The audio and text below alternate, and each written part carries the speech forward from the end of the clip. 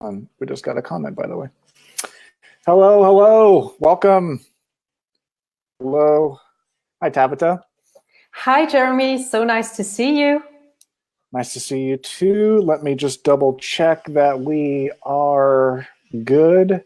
Hello, Marius Mueller. Do you know her? Is that one of your friends?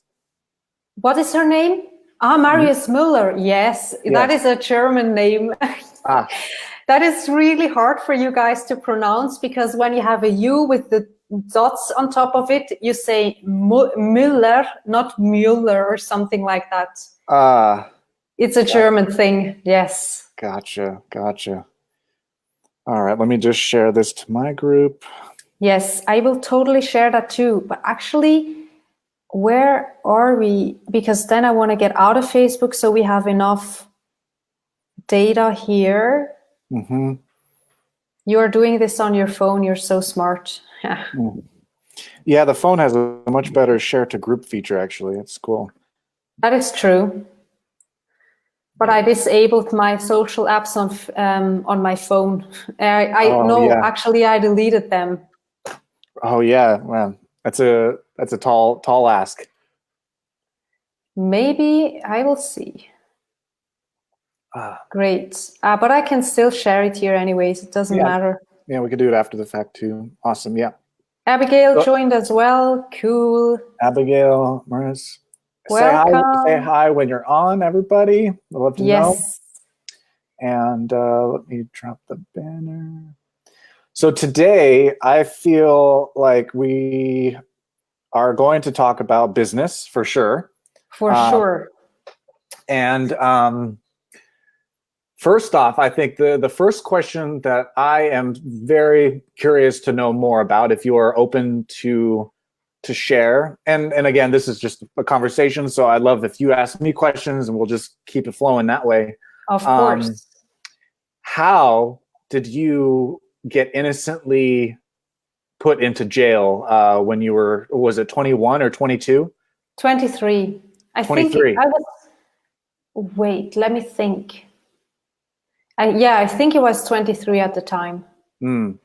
Or I just turned 23 right afterwards. I'm not entirely sure anymore. I would have to count the years, but it doesn't really matter. Right. Well, it's a long story, but long story short, I had a friend who hid drugs in my bag. Without you knowing?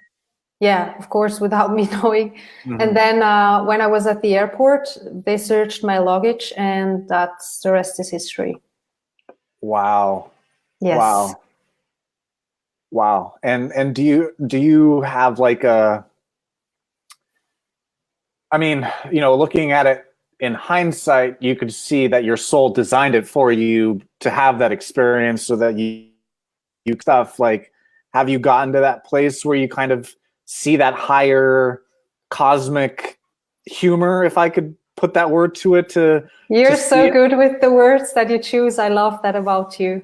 Yeah, I totally. Actually, I'm a person, I look at every single thing in my life like that. You can say like a holographic or holistic, however you want to call it, point of view. So that was totally my perspective at this time as well, because I will tell you, I always say, like, when you want to manifest something, it does not work just because you visualize it or you believe that it's happening and you have the feeling and you know that it's happening, right? I will tell you why, because it started right then. I did all the things when I got locked up. I prayed and I fasted and I visualized, and I was like such high energy, and I was so convinced that I'm going to get a fine. And if you pay the fine, you're actually released. You don't have to spend the time. So basically, when you get convicted, you have a certain amount of years that you have to stay in prison. But if you pay the fine that comes with the sentence, you can go home, basically. Right? So I prayed and I fasted for 40 days or almost 40 days. I think it was like 35 or something. And I was so convinced that I'm going to get that fine and that I'm going to be released and I can go back home. When I entered the courtroom, I knew in that moment that's not going to happen. I was so convinced before that, but when I entered the courtroom and I saw the judge, and I saw the entire picture, like the whole video thing go down in front of me, I'm like, okay, that was a nice plan and I did everything necessary, but I'm going to stay here. And funnily enough, I mean, it's not funny at all. At the time, it wasn't funny at all, but I actually got the only judge in the entire, because Trinidad and Tobago are 2 islands, but the same country, whatever, however you want to call it. And she's the only person on both islands who does not give any fines. And I had that judge. So it literally, the thing is, people don't understand that when you enter a specific morphogenetic field that has all these programs that are always acted on, that are experiences as well added to it. And when you enter one of those fields and you're like, I'm going through the consciousness and I'm expanding and I'm transmuting that through all of my bodies and my system and on a cellular level as well, you cannot say in the middle of it, oh, you know what? I just want something different. I don't want that experience anymore. Let me just manifest something else, because you already entered the field. Right. You are already agreed as a soul that this is the path that you choose to grow, how you're going to expand. You cannot get out of it just because it's comfortable. And I wanted to get out of it because it was uncomfortable. Right. Obviously. Right. And that's why it was not possible. And that's why I always say, you forget about this manifesting thing that you have to visualize and think about stuff and whatever. Your soul knows better. And if you come here with a big, big plan and a big evolution, not everyone has, people are designed, some people are designed for the big things, and other people are, the smaller things are big things as well, but they are not they are not the leading people. They are the ones who are supporting the leading people, and everyone has to work together. No one is better or worse. But if you are on the forefront and you have that kind of responsibility that you've chosen for yourself, that means you have a big kind of deconstruction that is going to happen in your life, or if you want to call it death, that's going to take place in order for you to be able and ready for that kind of responsibility. And that's what basically happened there. So I knew that in that moment, and that's why after I already knew that I'm going to get sentenced, and after I was sentenced, I was I cried probably for 10-15 minutes, and that was it.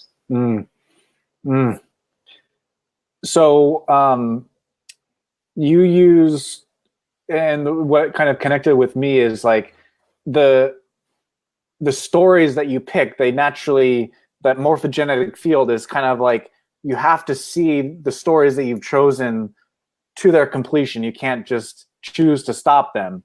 Yeah.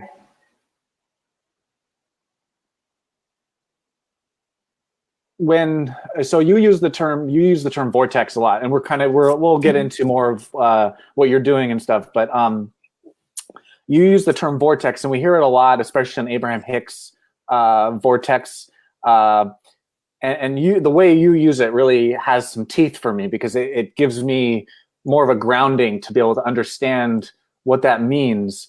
Would you say that the people that have those bigger responsibilities, the bigger callings, is that synchronous to having a bigger vortex? Or does everyone have the same vortex? Or is it an individuality thing? Or is a vortex more of a unity thing? Is it that we have the same vortex? This is such a great question.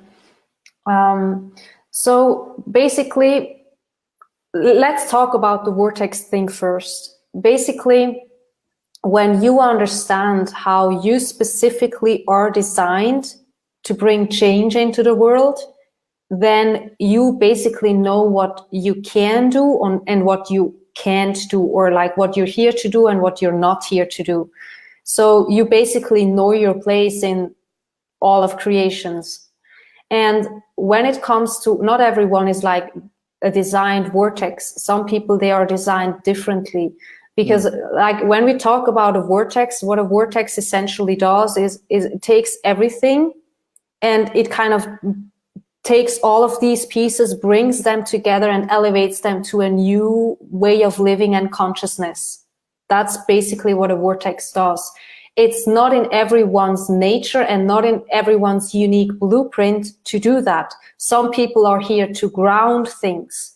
Some people are here for the details. Some people are here like to plan everything out and then execute all of those things to the smallest, finest details.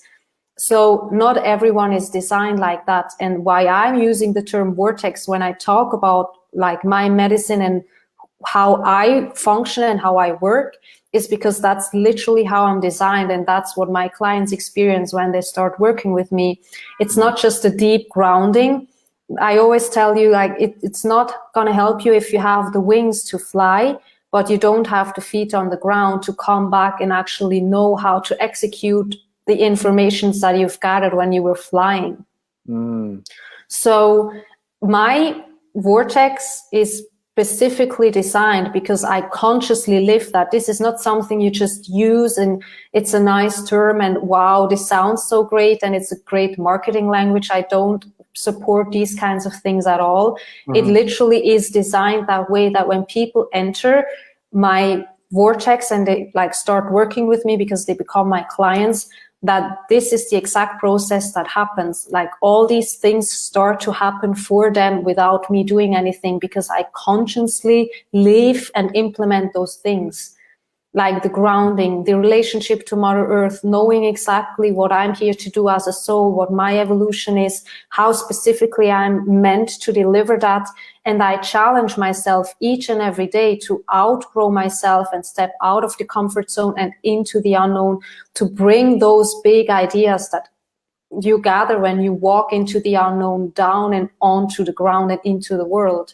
Because otherwise it doesn't make sense at all. So basically, when you know what your specific place or blueprint, if you want to call it that, is in all of that, and you are designed differently, then you basically know what to do and who you are. So it's like when you have a big company and everyone knows exactly what they're here for, to contribute to that, making that company a big success, it's going to take off. But if not, you have inefficiency, people have bad conversations, bad mood, they are not inspired, they don't like to go to work. People are like leaders, have leading positions who are not really leaders, but they think they are, and that's what success looks like. Like you have all these kinds of things. So just think about if everyone came together in that company and has exactly that position they should really focus on, because that's their strength, that's what they're here to master, that's how they excel and outgrow themselves and contribute to making that company a huge success, that it would look so different. And that's the same thing when it comes to human beings. Does that make sense? Yeah, it makes sense. And especially the more that I start to embrace this for myself through the different, like getting surveying from like human design, Gene Keys. Are you familiar with both of those personality? Of course. Yeah. You know, and just getting that sense that there is some sort of blueprint to our wiring and to like our individuality that can be kind of hacked or laid out so that you can get a fuller understanding. And the more that I like, especially Gene Keys, the last few days, I've been really like having some breakthroughs around just understanding, like, and giving myself the patience to understand the life purpose, evolution, radiance, like, and understanding the pathway. Can you make me share like one specific example, like of the breakthroughs that you had? Yeah, it was actually giving myself time and space to understand the map. Mm-hmm. First off, like the map without my just understanding what the map is actually trying to communicate. You know, and now being able to have the rhetoric to say like, so there's the life's work, and then you start there, and then that's connected to your evolution, and then the evolution is drawn to your radiance, and then your radiance is drawn to your purpose, and then the purpose is drawn to your attraction. Your attraction is drawn to age 14 to 21, and then 7 to 14, 0 to 7, your vocation, your culture, and the pearl right in the middle, which is the root of it, all of it. And so it's like that what's it called? You use that word, metabolism, metabolizing, yes. right? Yes, yes. I gave myself just that time and space to just like allow myself to be the beginner to understand it, and then using my map to like, oh, shadow, gift, superpower, or city, and really like, oh yeah, like this has been a theme. My whole life has been this this struggle, or this you know, I'm trying to think of an example, but of how the shadow connects with the superpower. And I think it's really powerful for self-awareness and for I think what's coming up for me lately is I'm diving more into brand, but that's also connecting more into having more playfulness with my self-image. And I've never had that before. You took everything very seriously and very like this is how it is, right? Mm-hmm. And then especially as I dove into spiritual teachings, that are really aiming towards truth, like with the capital T, right? Yes. Like, and it was shown that the person is not who I am. The self-image is not who I am. I'm either nothing or everything, you know, and there was like that illusion of that state of personhood was really shown to me. So it's like, why even put attention to it? But now I'm like coming around from that extreme to be like, oh, it's a game, we can play with it. Yes. And now I finally feel that like I can play with this, and yeah, it's like that allowance. I love that. This is such a great example, especially because you realize it's like you are in an illusion, because like we are not our body, but at the same time you still are, because you need to have a relationship with your body. So knowing that, and knowing when you are like an individuum, or you're like just a human being, or when you go back into this state where you're like, oh, I'm in the totality of everything there is, and I'm like flying off, and being able to respect and have a relationship with both and all the aspects in between is what really allows you to have that kind of play and not take everything so seriously, because that's ultimately what life is about. Right? Yeah, totally. And what's coming up, I think, as you said that,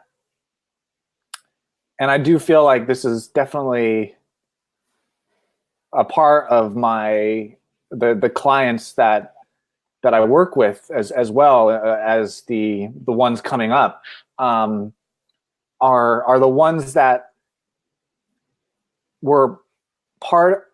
How do I say this? The old paradigm was you kind of form this identity growing up in school, growing up in college, and then it gets cemented. It gets like a rigid cementedness. And I always I fought against, I saw the pain of that. I was really sensitive to that early on. So I really ran away from that. But I see you get cemented in this identity, this self-image, and you ride it for 30, 40 years, 50, all your life.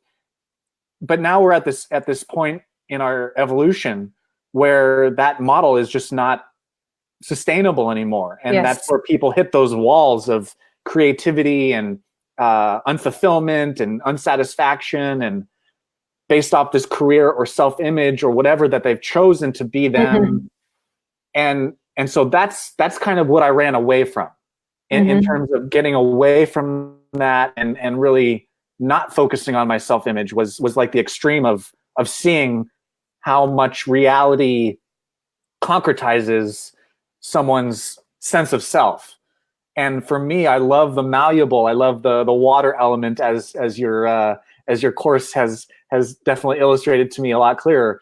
I love malleability. I love the quantumness of like being able to handle paradoxes and being able to flow with, having beliefs, but also seeing the other side and kind of riding that. But now it's coming back and allowing myself to play with self-image, knowing that it won't define me for 40 years. I think you get what I'm saying with that journey. Yes, I love how you explained that, especially with the different elements. But that's like a different conversation, probably for another day. But in terms of the thing is, when people think that they are what they think, like their thoughts, and then that's basically what you explained, they identify themselves with that, then it's like every single thing that like you're experiencing, or even a thought that is just crossing your mind, you're taking it as, oh, this is the ultimate reality,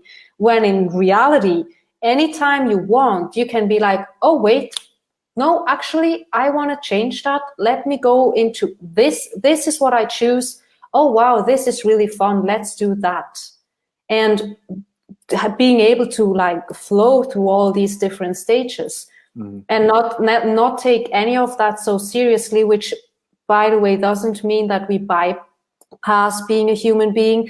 It actually allows you to be a human being and not kind of float away, or I call it, people want to just be in that heaven state of being, and I'm just in that and nothing else. But actually allowing yourself to say, hey, I am at the same time, I know truth, capital truth, and how like the ultimate reality or truth really looks like. But at the same time, I'm a human being and I want this and this and this and this and this, and this is what I don't want. And not saying I am not allowed to have any kind of opinions or even judgments anymore because I'm in this absolute state of truth, right? Like on the contrary, it means that you are both. And we need that, because otherwise you lose your sense of individual. I don't even know how to pronounce it. How to be a human being and an individual. You lose that sense, and then you lose yourself basically, because when you fly off and you're like, oh great, I'm floating around and I'm downloading all these great ideas, but which one is yours? Like you don't have a container to fill it into, to like stream it and really ground it. So it's not gonna stick. Like nothing makes sense at the end of the day, because you can believe everything and identify yourself with everything, because you understand, well, really, like everything is kind of part of the truth. But you can't pick which one is true for you, because you have no sense for your human being side anymore. Yeah. I love words, and so the way that I kind of delineate the difference there, or the layer, I like preference versus non-preference. Yes, me too. That carries with me, instead of want and don't want. Yes. Like it carries with it a more power to me of inclusiveness. Even when you say, like, I don't prefer this, there's still a sense of like, I accept it. There's still an unconditional love with it, versus, and it's all words, it's all subtext, but like when you say I don't want it, it's like there's like a judgment, there's like a you know what I mean? Like that to me, I know what you mean. Yeah, I know what you mean. It's like it's even kind of like you're completely resisting it or even fighting it, which is the contrary of what you actually want to do. Yeah. And yeah, Ian, I love that distinction. That's great. Yeah. And Ian says, not judging myself for judging is what he's hearing. Yeah. Yeah. It's because like the way that I kind of, again, illustrating my map of consciousness here is the lower frequencies that we get stuck in. I call those the self-conscious frequencies. And we have a lot of different words for ego and all of the things that kind of mean the same thing. But for me, self-conscious kind of in the negative frequency sense, in the lower frequency sense, really paints the picture of that worldview, of the negative worldview. It's self-conscious. And what we're saying, what he's kind of saying, not judging myself for judging, is there's self-awareness. Those are the higher frequencies. And so that's how I delineate the self-conscious versus self-awareness is when you aren't judging yourself for judging, but that you see you're aware of judging and there's space for it, but you're not choosing those frequencies. Kind of playing with the illusions and not really being like, oh yeah, I'm completely like wrapped in the illusion and I don't really know what's going on anymore. Like when you believe all the things that we all know, that's totally not what's happening. That's not who you are. That's not your most expressed potential. I love that distinction. That's a great one. Yeah. Yeah. So let's ground a little bit. Give us the what is the art of the evolutionary entrepreneur? Great. Really great question. Let's ground this down and real world. So in the real world, it's basically exactly for the people who are like, well, I know that whatever we are doing in business, it's not like a mechanical way of doing business. We all know that there is no such thing as, oh, this strategy is the only strategy that works, and that's what I need to do to grow my business or to expand into new realms. But actually understanding, hey, there is yourself or self-awareness, the part where you are your personality, like who you are a different person than I am. Some people have more temper, others less, others are like they are more rational, others are more emotional, and that's totally fine. You don't need to neglect those aspects, and you don't need to travel around the world and live in a place where you don't want to live just because you think that's where I'm supposed to be, right? That self-created image that people sometimes think is what needs to happen when I follow that path, we are not going to go there.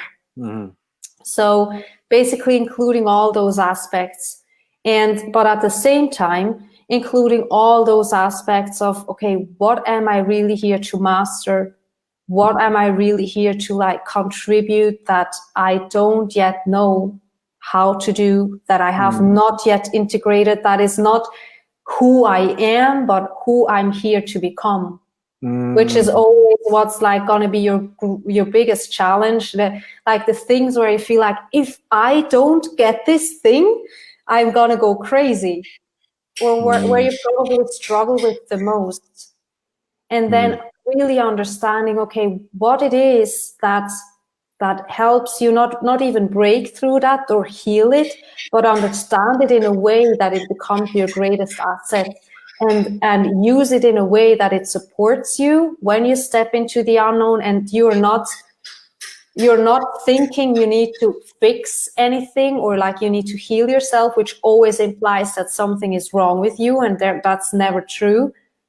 But how can you take it and turn it into something else? Right? So, and that the ultimate thing on how to do that is, okay, wait, if it's not really about me anymore, because I have included all those aspects and I've given myself space and I do what I really want to be doing, it doesn't mean you have no more passion, right? How do I take all of that and weave all these things together so I form a giant evolution, or I become a giant evolution myself, which is basically the same thing that I mentioned in the beginning, that you start to practice and have a conscious relationship with every single aspect, meaning your body, your emotions, your mental body, like your soul, the place that you live on, the ancestors of the land, your ancestors, the place that you live in, like your house, like every single aspect, and that you have a conscious relationship with all those aspects, and you don't think you need to exclude anything, but everything has its place. And it's like literally when, for example, when I go out and I'm filming, and like we are out there like doing all the shootings and the things, it's literally like nature is talking to you and supporting your every move,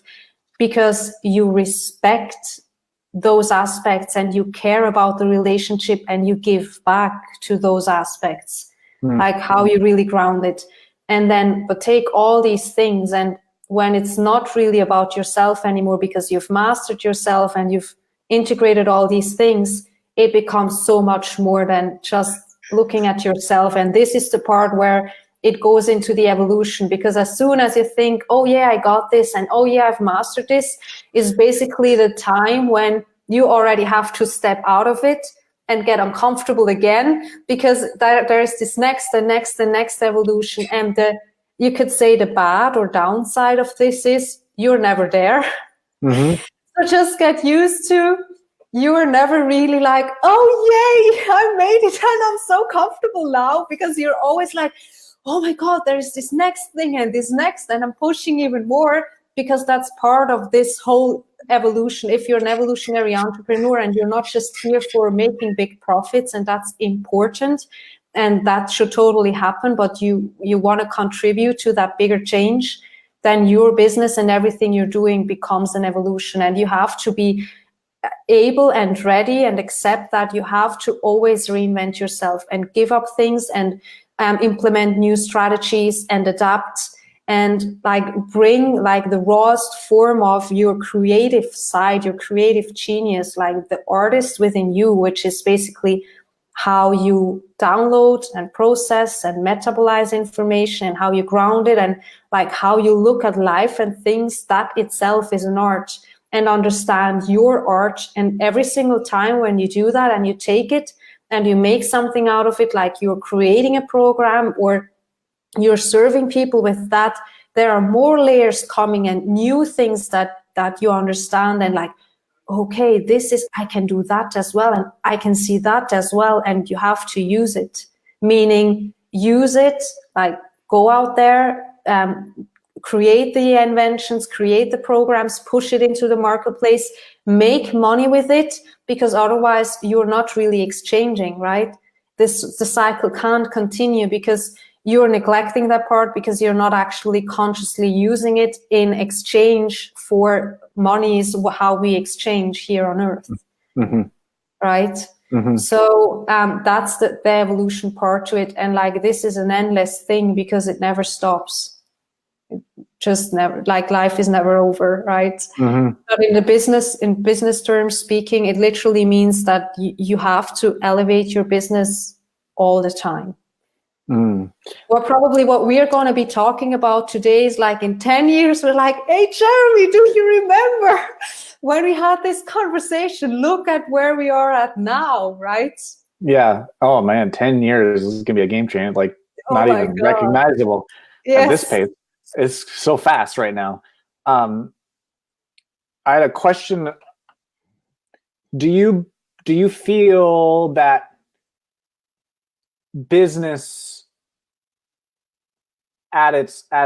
business as usual, the businesses out there right now, or business as a sector, the business pace, the pace of business, do you feel it's artificial? Yes.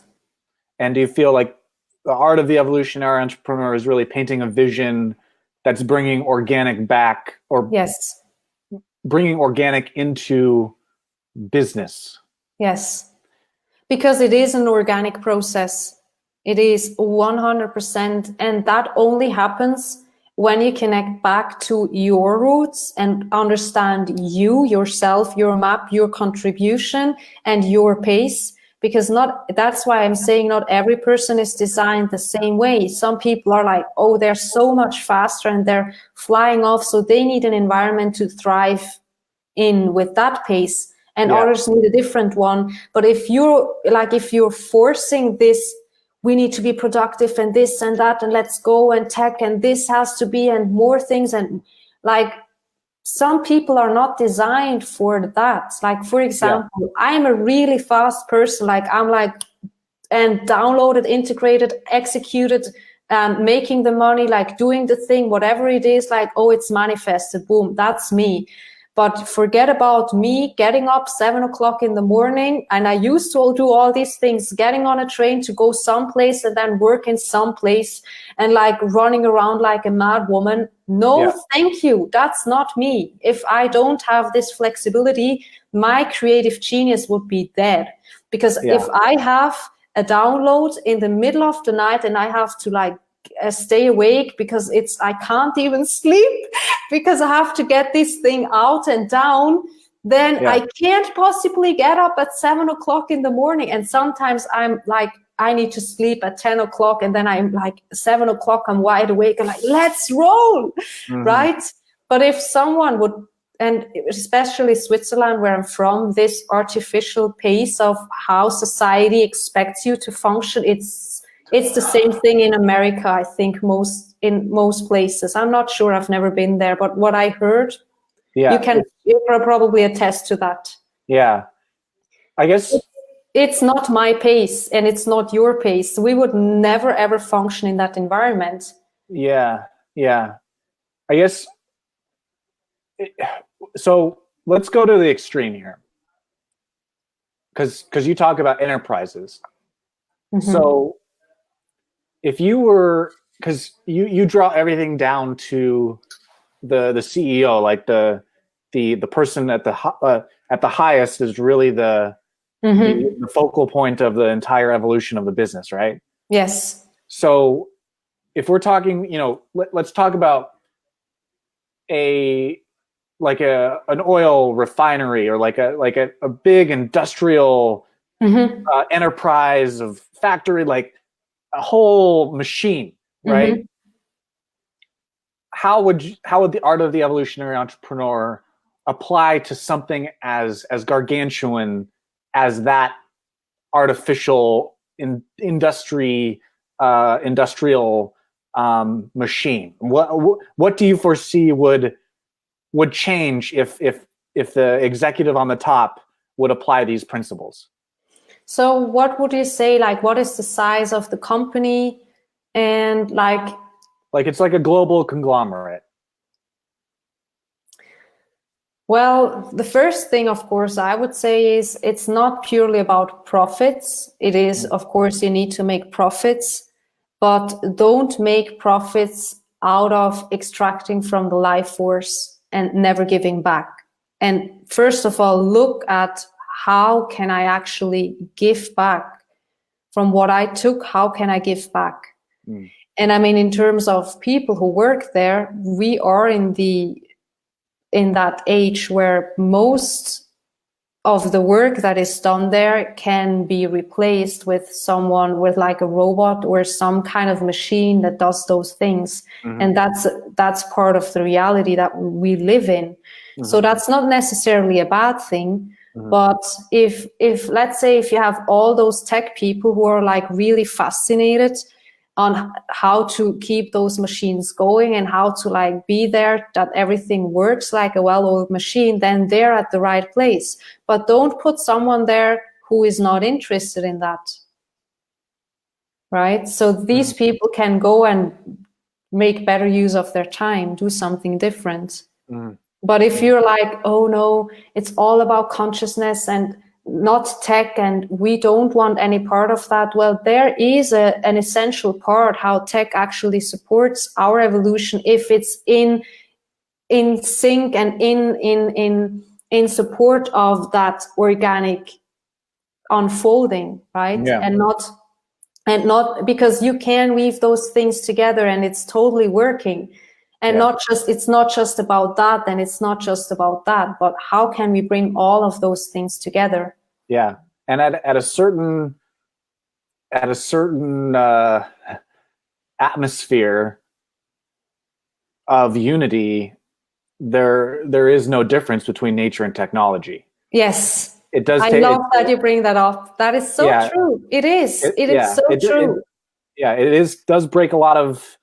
It does break a lot of constructs when you go up that high, but when you see it, you can understand why they're evolving together. We're evolving together on separate sides of the mountain. Yes, exactly. But it's all the same evolution. But look at the thing is, instead of separating the two, look how they can dance together and like mix together.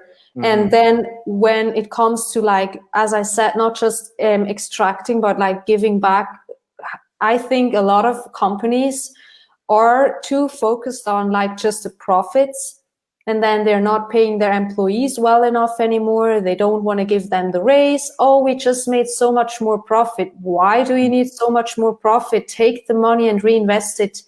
Bring inventions into the world that help the highest good of all. Mm-hmm. Like, pay your people more money if they ask for more money. Why don't you do that? Like, you know, the whole kind of thinking is totally screwed up because everyone always thinks that money is somehow limited, when we all know there's an endless supply of money. If we don't have money, we just print some more. Like, that's just the fake reality that people believe in. There's no scarcity when it comes to money. There's no scarcity when it comes to creativity. There is no scarcity when it comes to how to bring those aspects together so that, for example, we could not even communicate if there wasn't such a thing as a laptop and the internet. Mm-hmm. So, I mean, that's the thing, right? I love these aspects, which doesn't mean I give up my life to just be in front of a computer anymore, but I know how to use it to make the tool useful for what I want to accomplish instead of letting it use me. Exactly. Duncan had an interesting question I wanted to put up for you. Great. Do you feel that there are enough business owners and corporate who are interested in creating a light working environment in terms of corporate wellness for the staff?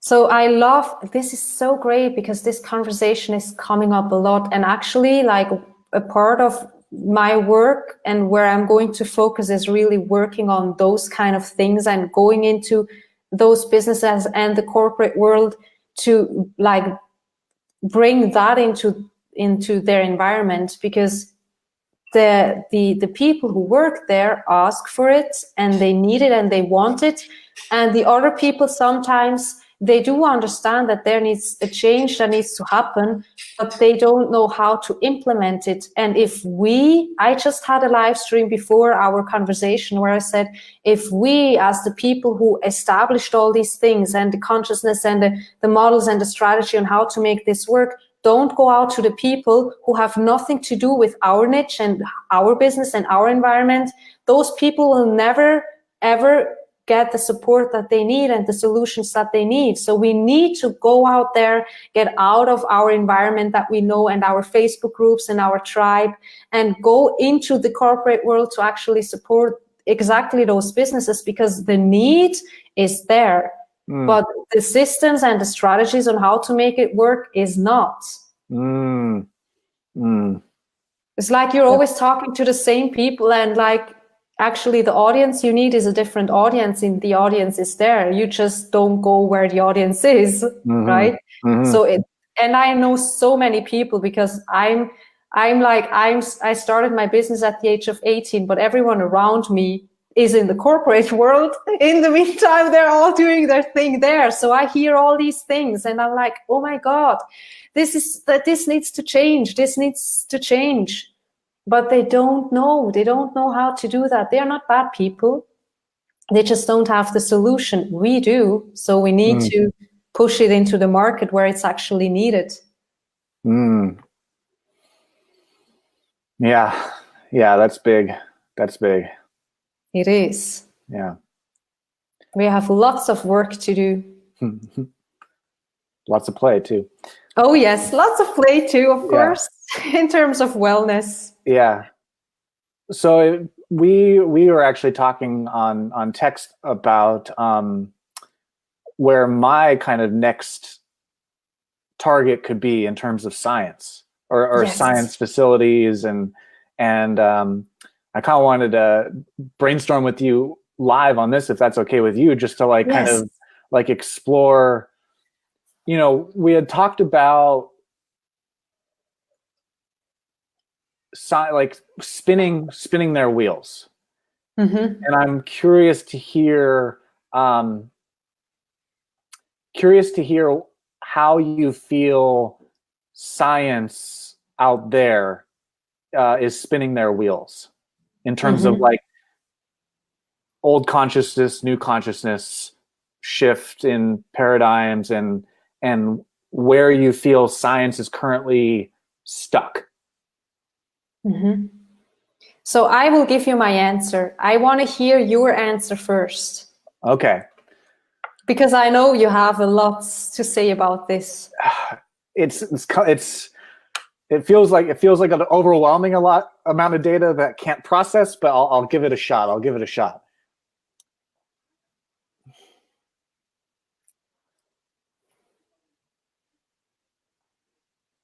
So to me, it feels like science,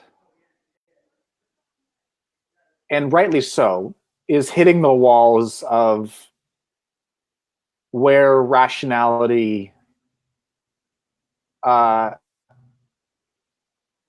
is contained. So science is built on rationality. Science is built on logic. That's the foundation of what we feel science is. So wait, I give you another question. Okay. In terms of why is it based on that? And like, better I rephrase that question. What is the missing link, or what do they not understand in terms of why it can't be rational? And you know what I'm talking about when it comes to quantum reality. Yeah.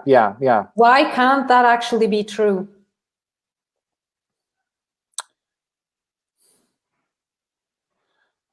Early on, I would say because there is a human to machine separation of science with the two eyes sees what it sees and doesn't see what it doesn't see. And thus it's not rational if you can't see it. Now, with science with machines, now we can start to measure light, ultra, what's it called? Ultra, why can't I think of the word? Ultramagnetic? No. I know what you mean. Yes. UV. So we can now start to measure all the things that our human eyes can't see. So there seems to be a dissonance between the science of the five senses, which is based off rationality, and the science that machines can measure. They're not quite there yet, because the last missing piece of the puzzle is feeling, and that's where you get quantum. That's where you get micro or macro, like, and that's where quantum physics is starting to build that bridge over to magic. Yeah. And it's happening, but there's still the human rationality doesn't quite meet the machine learning versus the logical leap that has to happen to get to the other side of the brain. So it's like there's three portions of the bridge are built, but there's still not a connecting piece. So you see where the wall is. Where the wall is, right? Well, I've always thought about it like it's the wall between the hemispheres. It's the philosophy that links the left brain and the right brain. but I don't know if that speaks enough science language to be able to help, you know, or maybe that's just my judgment. I can tell you, like, from my experience and also my work, that's actually where everyone's creative genius comes in, because it's the same with the radio. When you want a different channel, you need to adjust the frequency, right? So basically, when you are talking to a person and you are not able to tune into the language and use the analogies that that particular person understands and can like grasp and say, oh my God, that's so true, that's exactly what happened, you won't be able to bridge the gap or make that connection, if you want to call it that. And then people will just be like, because you're talking to the person, but you're saying the wrong things. These things, how you explain it to that person is not working for that person. It would work for a different person, right? So when you can explain that in a way that the person can refer to that and understand it and say, oh my God, I actually experienced that, and it makes sense for them, then you can make the connection. So it's that moment when you're like, I always say, when you take like truth with a capital Truth and you're able to like transport it and speak about it in a way that it makes individual sense, like it speaks to that person and it's the individual truth for that person, so that it can make sense, and this person just knows like, oh my God, you hit it. This is so true. And they can't say anything against it, because they know, because they have experienced it, that is true. So when you can basically take all these things and understand it as yourself as an individual, and then you're like, I can apply this to my life in a practical way so that it makes sense, and it's not just a nice to have thing to know, but it actually is applicable to my life, then it can become an experience, and you basically have made the connection, because all of these things come together. So let's say if I have a very clear like picture or video in my mind about what a person needs and where the missing link is, and I'm not able to translate that in a way that this person understands, it doesn't help no one, because the person cannot use it. And that's why you need your like logical side, or that part of who you are, why you need all the elements, because if otherwise it doesn't make sense. You cannot communicate that in a way where not only the left but the right hemisphere of the brain are activated. And that's the difference between a person knowing that something is true and actually acting on the truth to have a new experience, right? Because we can talk all day long. If a person is not like, this is, oh my God, I need to do that, it doesn't even make sense really to talk about it. Right. So where was the original question? Now we have to go back and ground it a little bit more. You fed the hitting wall. Yeah. Science and rationality. Like you had asked that question, how far back, or how did science start there? Yes. And I asked you, how are they hitting the wall exactly? So in terms of, because we're brainstorming here, in terms of when you really want to ground it, you would actually have to go out there and look at companies who are hitting a wall, and then look at the wall to see what the missing link is. So you need to go out there and actually apply it. Basically, that means you need to go and look for companies that need this kind of, it's like, let me use a different phrase. It's like whenever someone is inventing something, and then you have to think about it because you have all your knowledge and you kind of bring that into the thing. But the part where you have the ultimate solution to making this a great invention and making it work is always the part where inspiration comes in. And you never get that piece when you think about the problem and when you think about the thing that you're doing. Every single person who has invented something big said the last part always came when I least expected it. It's like you have to, it's the moment of grace, right? You have to actually let go of it, not think about it anymore, to have that moment of grace and the inspiration. That's the part that is missing, because people don't know how to access that part. And that's not something that is like just magic. You can cultivate that and have a relationship with those different elements so that these kinds of moments can actually occur. So that's what that's like in general speaking. So when it comes to each and every company or individual, you would actually have to go and have a conversation with them. And as soon as you sit down, I'm talking specifically about you now, of course, you will exactly know, and you will see why they're hitting the wall and what the solution is. It's like you're bringing the missing piece in, because they're so into the thing that they can't look outside of the thing anymore, right?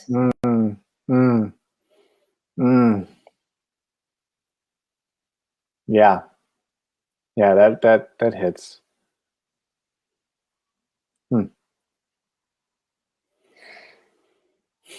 So let me ask you, in terms of, you said something like, I don't know exactly the words that you used, but you said something like, when it comes to the quantum field or quantum world, then like where feelings come into play, and can you probably rephrase how you said that again and what you meant with it? You know the part I'm talking about. My friend would probably call it pseudoscience. I like that term. Yeah. Yes. When he because I've been very, in my story, I've been very like expressionate about coming from skepticism, coming from a very negative, skeptical, cynical, pessimistic worldview to where I'm at now, at a very high level of belief and magic and like everything is possible. That's been my major transformation. And I apologize if you hear banging out there. They're doing carpet. Don't worry. So I feel like I'm experiencing it, and so I don't need to convince myself. I don't need to convince others anymore. But when I do send him, or he sees someone else, or even one of my posts or something like that, it's immediately goes to like, oh, this is pseudoscience. This is it's magical thinking. Like I can't. It's just skepticism is in the way of making that leap to the more etheric,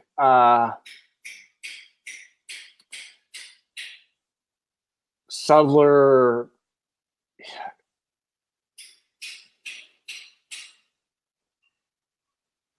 trying to find the right words for this, but it's non-physical, maybe non-physical, metaphysical. Yeah. Like, because it's not proven by science, because it can't be measured by science, it's not real.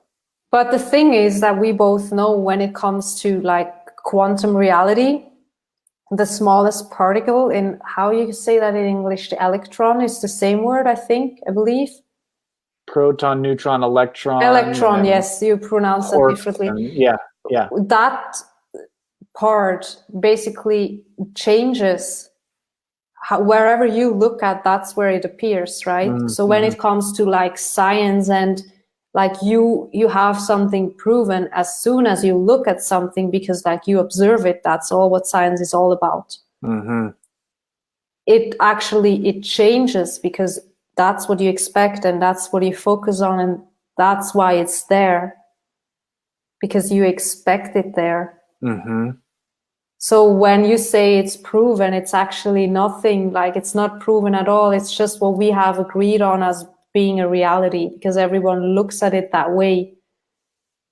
So the thing, when we talk about the wall and how you can bridge the gap, what I always say is you have to look at the things that you can't see with the physical eyes. And when you know your creative genius, and you know, because you have the download and you got the information how something is supposed to work, you can't actually look at the things that have been proven. You have to go after the things and be determined that this is what you know, how this is working, that no one has agreed on, which means it has never been seen and done before. It's not there. You can't see it with the physical eyes yet. And you have to be so convinced that what you're seeing and what you have downloaded from the unknown and from like that place that is non-physical, however you want to call it, that you act on it, implement it, that it actually works. That's basically what every scientist or inventor has done. They had that vision, they had that idea, and they were so convinced that this is how this needs to happen. They didn't exactly know how, but they worked that it's for such a long time until it actually worked. Right, right. Yeah, I share Amanda's wow. Yeah.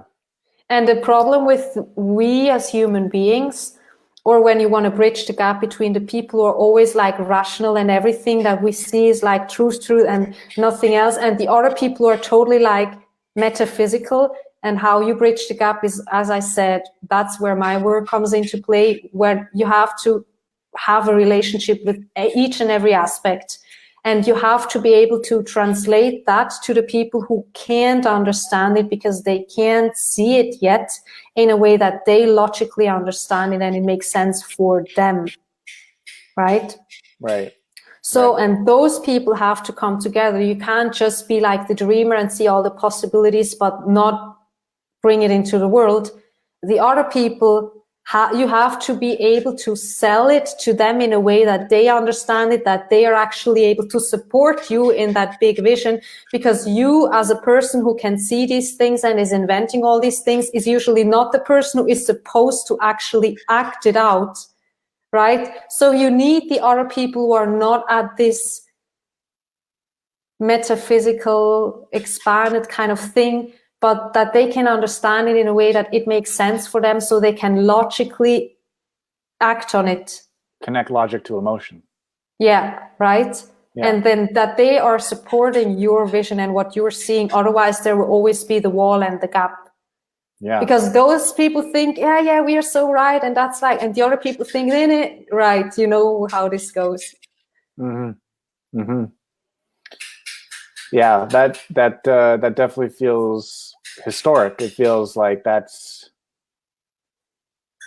Can you synthesize, like, say that one more time?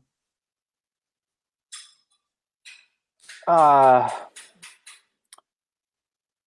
do I have like this desire to just hear it one more time, but just in a more precise way, in a maybe with an example. Yeah, like something to like help me connect what my action step clarity should be, you know, in term like how, because I see what you're painting with energy right now. We would actually have to go and look, that's the real thing I'm talking about. You actually have to go and look for those kind of companies, right? And that's where not talking about the problem is never a good thing, and why we should not look away from those things in terms of, just focus on the solution and it will appear, and ignore the problem. No, you need to talk about the problem first and assess it, that there can actually be a solution possible to it, right? So the people need to talk about it, but the problem is most people don't, because they think they can manage it by themselves. So you would actually have to go and ask people all the questions necessary to get the information that you need to see where the problem is, if they don't want to communicate it. Right. Like if they want to share it with you and say, well, that's our problem, we don't really know the solution, then it's easier for you because, well, great. But if they don't talk about it, you have to go and ask the questions. Right. That's why I'm always saying, go out and talk to people that you don't know, but that are in the niche and in those kind of companies and people that you intend to help. that are like, you're so excited because you can feel it, right? When I always know, for example, our thing, I don't even know that it's a longer time when we met, but I knew from the beginning, like, oh my God. And I think I added you on Facebook, and the rest was history. And I don't even know how that was accidentally, right? How we met or how I found you. And you know, when you meet the person, you know, when you meet the company, you just know, right? So you have to trust that guidance. When you have that, oh my God, this is the direction I have to go, that you reach out to the people and you start the conversation, because then it will make sense. When you act on it and you get the information, you will get the clarity. It will make sense, because now we're talking in general. We need a specific environment where you can apply that to, which is always the company or the problem itself. Right. What's coming up, what you said, that is, because I'm connecting it to my friend, is like the skeptical filter makes it seem like the problem is in science. So it keeps you focused on physiology. It keeps you focused on all of the 3D science stuff in that like whirlpool, or the tide pool of science, and that's where you're looking. That's where you think the problem is, but the problem isn't there. But the skepticism won't let you look another place for the problem, because it can only be science. Yes, that's the connection. And I told you because you bring the consciousness, the missing piece, into the thing where you're like this whole thing is acted on, that illusion, and that's why this is not working. Whereas when you implement this kind of thinking, and then this kind of, because every thinking or every like consciousness or morphogenetic field has certain actions that apply to it, right? Yeah. So when you actually then apply those actions, you are able to facilitate the change. But if they never get out of their thinking or this kind of consciousness, they're always spinning their wheels, because they approach it like from the problem, like thinking that they know where the problem is. Exactly, when they don't know where it is at all. Yeah. Ida has a question. By the way, we're at an hour, so I wanted to double check. Are we okay with continuing a little bit longer? Of course. Okay. What if we don't know what we need, is her question. Life is so much bigger than we are. So if you don't know what you need, tell life to show you what you really need. And it's most of the times, for example, 7 or 8 years ago, I was like, I don't need a relationship. I'm fine by myself. Like I did everything I wanted to do and blah, blah, blah, right? And then I had this kind of relationship in my mind of what I need. I think that most people can relate to that. You think you need that kind of person by your side. And you know what? If you have a list written down about the person that you want, just throw it away or burn it down. Because I can promise you, it's never the person that you really need. Never, ever. So when you think this is what you need, usually it's exactly the opposite of that. Usually. It's not always the case, but if you don't know at all, then tell life, hey, show me what I really need. And the thing is, most of the times we think we need to receive something. And when we actually start and go out there and start giving what we think that we need, we realize that, oh my God, I had it the whole time. I don't actually need anything.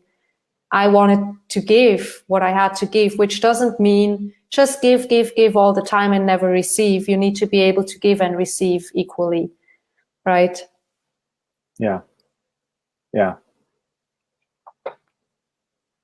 Yeah. All right.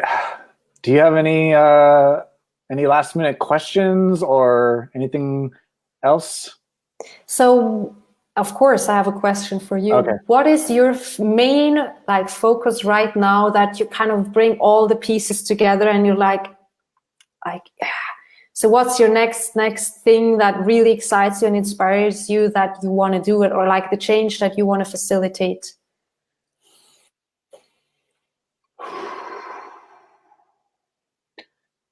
I think when we talk about an unfolding evolution for the greater vision of humanity, where my medicine really shines, is kind of a lot of what we were talking about, which is transforming the seriousness of business. Mm-hmm. Not removing, because I think self-aware seriousness is a lot of fun, mm-hmm. But self-conscious seriousness is disempowering. Mm-hmm.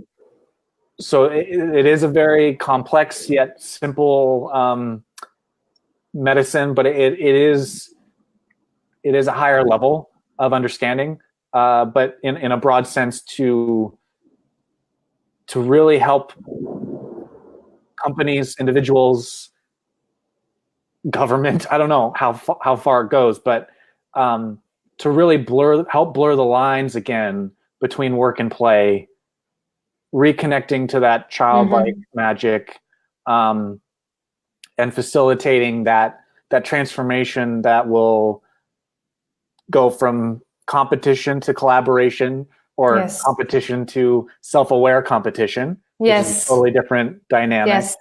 Yes. Which helps raise everything. Collaboration, which is already happening, like it's joining a bigger vision that I think we're all a part of. mm-hmm. That we see, the heaven on earth vision. But yeah, I think for me that work play art balance is something that I have a lot to say about, and in the spaces that I create for people, allow them to really find that passion line that is most powerful. Mm-hmm. I agree 100%. And it's actually how you, like, when we talk about the wall or how you bridge the gap or make the connection, how you really make the connection, right? Mm-hmm. Mm-hmm.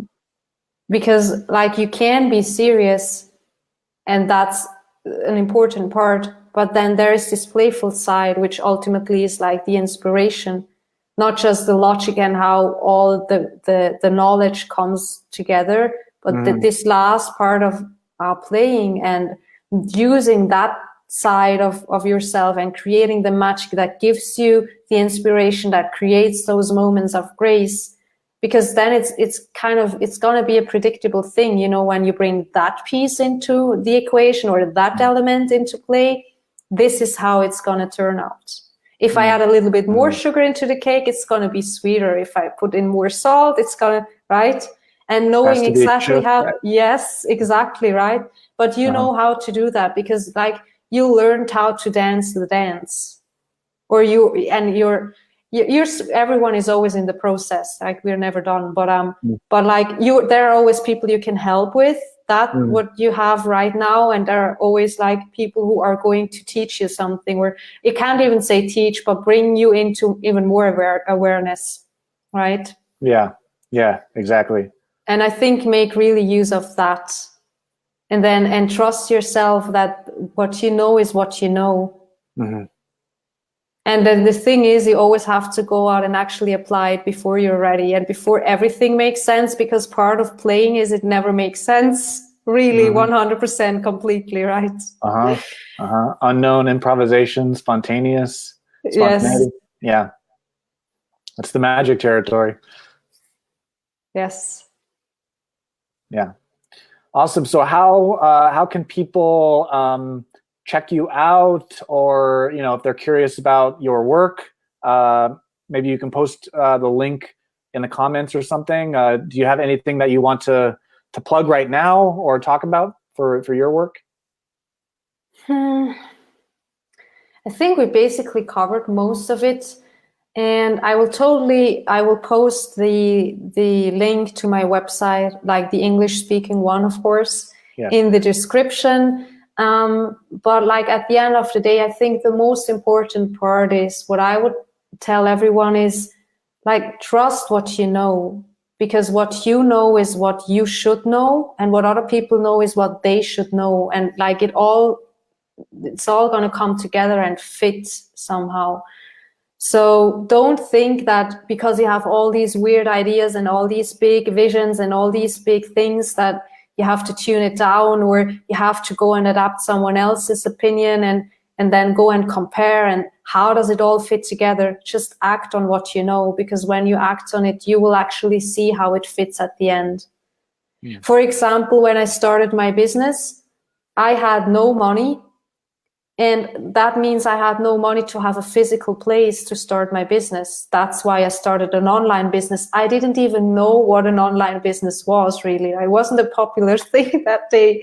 I didn't even know. I just acted on what I had. And if I would have thought, oh, something is wrong and I need to go and raise the money and then make all these plans happen, like we don't really know what we need in terms of what we talked about, I would not be where I am. And the online business thing was the exact thing that needed to happen. So sometimes, or most of the times, life gives you exactly what you need and what you don't need at that moment. So don't look at it as like something is wrong, but like use it and trust that life will give you whatever else it is that you need at the given time when it's time. Yes. And work with what you have, right? Trust your knowledge and go and act on it, implement it. Like in terms of what you have to do, like go out there and speak to those people and to those companies, and you will see it will all make sense. You will ground it because you actually have the people. Like it's when you know your work is powerful, but you can't actually prove it if you have no one to work with, right? 100%. Yeah, that's my piece or my part, I'd say. Love it. Lovely. Thank you very much, Tabitha. Thank you, Jeremy. Yes, and thank you guys for interacting. Thank you, yes. See you all soon. And you got a thank you again from Ida. Speaking to me through spirit. I needed to hear this. Good. Oh, good, this is great. I like that. Right. Hope everyone has an amazing day, and see you later. Till then.